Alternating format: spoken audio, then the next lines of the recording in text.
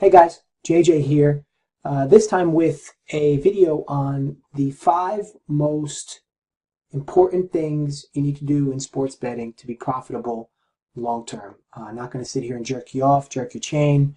Going to go, right into what I consider and what's been successful for me, what's been successful for my father, to be the 5 most important things. And these things you practically need to live by these. If you watch this video and you know of somebody that's not following these 5 practices, yet they're making money betting on sports, I'll not only blow them, I will also blow you. So free blowjobs getting given out on this channel.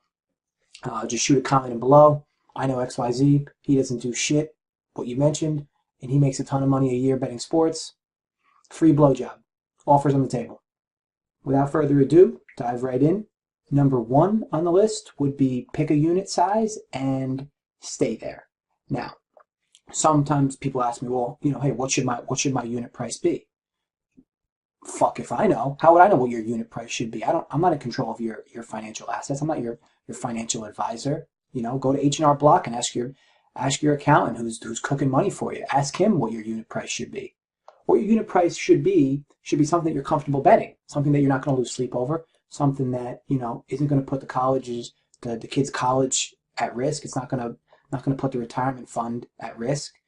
It's not going to put your drug money at risk. These are the type. This is where you wanna find a comfortable number that you can bet and never really stray away. You can slowly go up, you can slowly go down, but never really get too far up or down below what the unit you've decided in your own mind is a comfortable betting number. Now, there's a mental aspect or a mental discipline to this that makes it difficult, but I can't stress enough how important it is to stay in your lane, in your comfort lane with your unit size. Again, don't be dropping in the comments below, what should my unit be? I make $600K a year. I suck testicles for $30 an hour. What should my unit price be? Look, I don't know, guys. I don't know what it should be. Just realize that for you specifically, it needs to be something you're comfortable with, and it needs to stay the same. I don't really care what that number is. If you make millions of dollars a year and you want to bet 100K a game, all the power to you. But just realize that it needs to stay the same. You need to keep yourself out of tilt situations, and you'll do so by staying in your lane and keeping your unit price the same. Now, number 2 on the list will be don't bet parlays. Don't bet pleasers, don't bet teasers, and do not buy points. Those are all in number 2. Question may be, well, hey, I make money betting parlays. I consistently make money betting parlays. You can go fuck yourself. There's nobody consistently making parlays. There's nobody making a living betting parlays. There's no one who's sitting on a yacht because he consistently bangs down 10-team parlays. Look, guys, no parlays, no teasers, no pleasers. And most certainly don't be buying points. Buying points is the biggest jerk-off move. I mean, sportsbooks practically beg you to buy points, right? Oh, the line's 4. I don't wanna lay 4. What if I lose by a field goal? Oh, the spread's 3.5. Let me buy that down to 3. And first of all, let's hypothetically say you're going to buy points. Don't ever buy points for a push. Don't ever take 3.5 and bring it to 3. Don't ever take 7.5 and bring it to 7. If you're gonna buy points, at minimum, at least buy points to win. Why would you buy points to push? Imagine paying 150 juice to push a game at 7. I mean, Jesus Christ. So again, long term, you will never win. There's too much house edge on the parlays, pleasers, teasers, and the buying points. The occasional teaser might be in your wheelhouse. A 2-team 6-point tease might be in your wheelhouse. Anything 3 teams is ludicrous because 3.17 tees is a little over 1-to-1. Ludicrous. So no, not my cup of tea. And I've had sustained success just avoiding parlays. I get it. It's tough, guys. We all have that inner degenerate in us that comes out, and it's like the devil on our shoulder, begging us to how enticing that 5-team parlay looks, paying 20-to-1, be the easiest money we ever made. We won't have to blow guys on the side of the road this week, because we hit our 5-team parlay. So look, long short, guys, avoid parlays at all costs. Number 3 would be bankroll management. Okay, keep yourself capped 3 to 5 games at the maximum. Okay, this will, as I mentioned before, this one in particular though will also avoid you dropping into tilt. Keeping yourself at 3 to 5 bets a day, along with keeping your unit price the same, long term will, at a minimum, alleviate your losses. Right, you're minimizing risk. Okay, now maybe you're minimizing your maximum profits, but at the end of the day, as months go by, years go by, you'll realize that this little hole in your pocket that's been burning is now, not bad. Now you're rolling in some extra money a month. Maybe you're not losing as much as you envisioned yourself losing. Now again, there's a whole mental discipline to this, which is necessary. You need to fine tune yourself mentally for this. I can't stress enough how much psychology there is in sports betting. You show me a guy that's winning 80% of his games, right? I'd almost guarantee you he's still losing money. Okay, why? Because either he went 4-1 and he went maybe 4-1 in his first 5, and then started doubling down and went 8-2 and lost 6. Went 8-2 and lost 3 units, right? Because he kept doubling down, losing bets, and then he starts thinking about money he had. That's another thing, guys. Like when you're betting, right? We'll talk about the same funding account from before. You have 1,000 in the account. You bet a few games, 1,500. Now you lose a few games. Mentally, you still haven't forgotten that you had 1,500 in your account. So you're in your own mind. You're like, well, shit, I had 1,500 in that account. 1,500 was mine. Now I only have 12. I know I can get it back. I can get it back by cracking a quick 3-team parlay, paying 6-1, and boom, I'm right over 1,500 again. And then you'll slowly dwindle. The parlay numbers will slowly go up. Now instead of a 3-team parlay, it's a 4-team parlay. And what's happening is all you did was lose a few games, but the wheels completely fell off. And here you are, you don't even realize it. You're balls deep in tilt. So bankroll management is so important, guys. Keeping yourself capped to those 3 to 5 bets a day that are the same unit, only betting straight bets, is definitely the magic sauce for long-term or longevity sports betting. Okay, number 4. I feel like you can't have a list with the 5 most important things without at least hinting at or mentioning touts, handicappers, people selling picks. This is a very, lack of a better word, shitty industry. Okay, if you think car salesmen are dickheads, people selling sports picks are selling air. I mean, they're literally selling air. Now, I can't discount the fact that you have a guy that you trust, right? If you're a guy that works an 8 to 5, 9 to 6, whatever, 7:30 to 4:30, whatever you're working, washing dishes at IHOP, you might have a guy that you trust, right? So you pay him, maybe he's a buddy, you guys work together, whatever.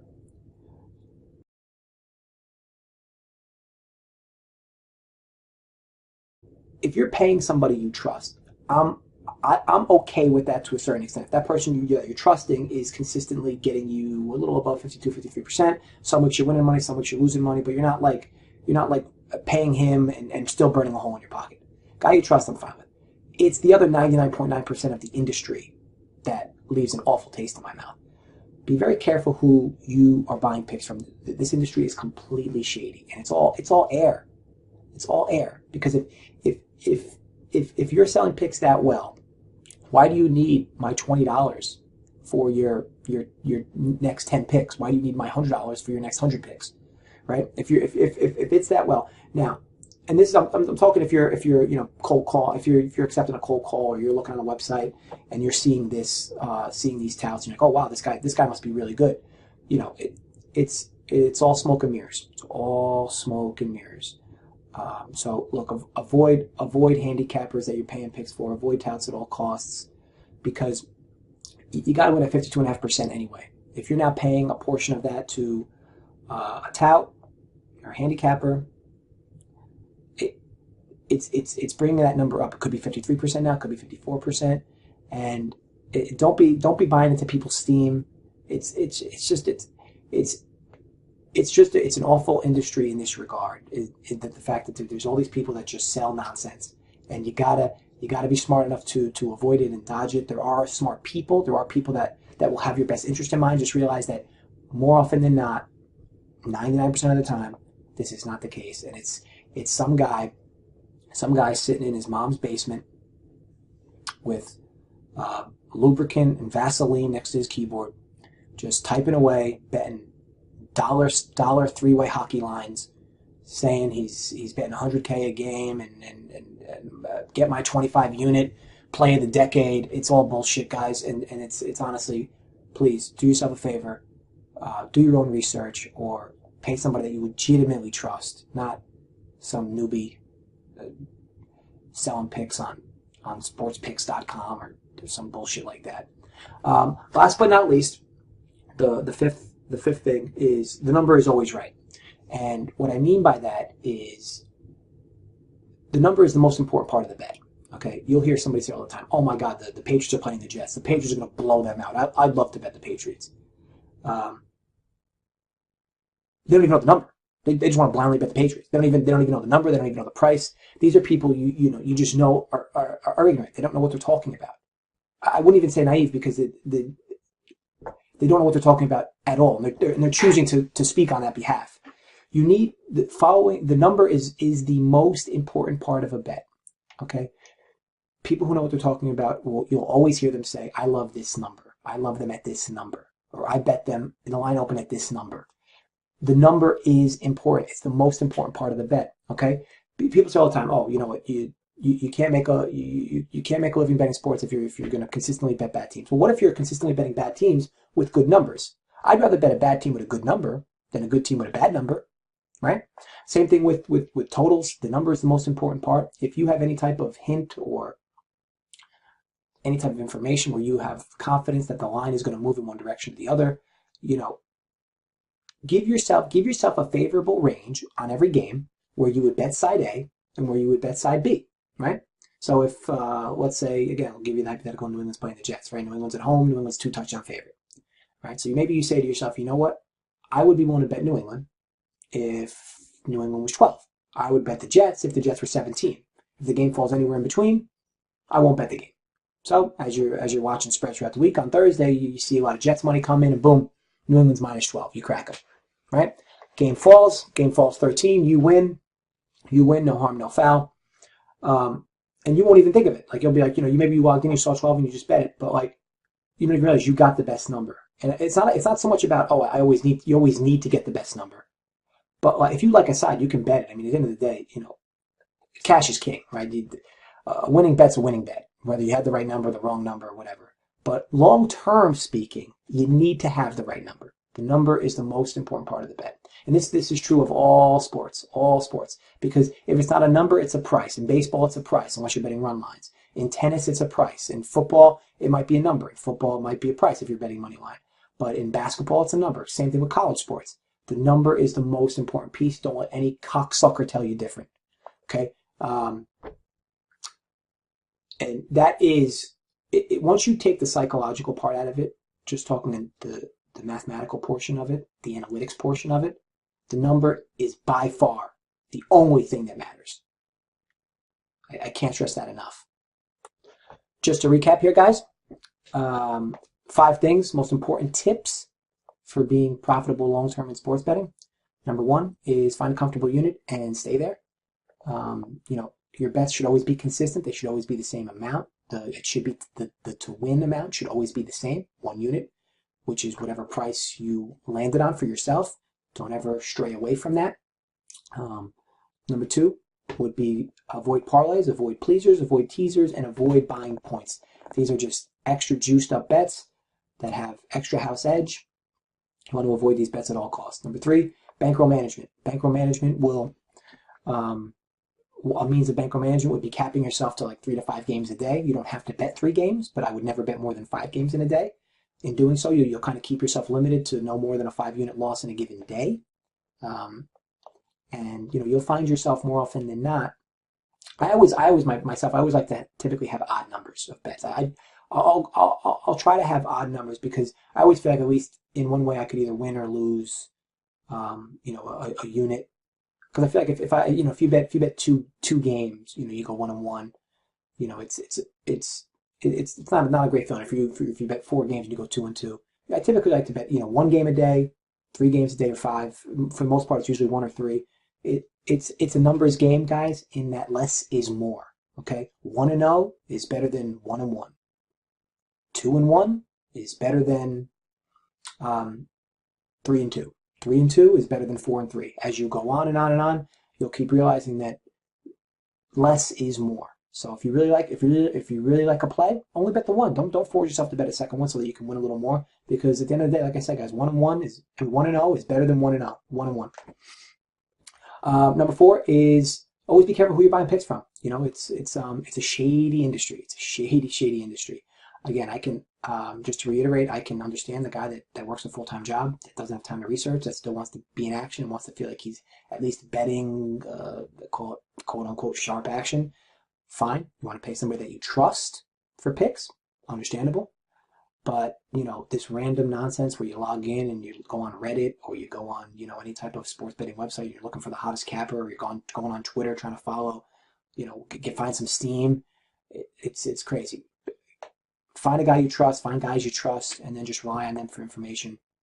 Don't be going out there purchasing these guys that are literally just selling air. And again, the number is the most important part.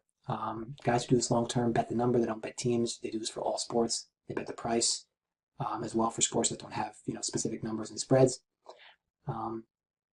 So that basically wraps this up. I ask that you please subscribe to our channel to view all of our vids, and please know that comments are 100% welcome. If you have any questions or just want to write what you felt about the video, please feel free. And I hope you guys, honestly, I hope you guys learned a thing or two from the video, and not only that you just learned a thing or two, that you'll actually apply it. You know, these 5 things I've been doing for quite some time now. My father's been doing them for over 25 years. You know, these are what's required, you know, to be ahead in this industry, and very, very few are. So, you know, like I said, I hope you guys can apply some of that. Again, I'd like to thank you everyone for watching, and I'll catch y'all later.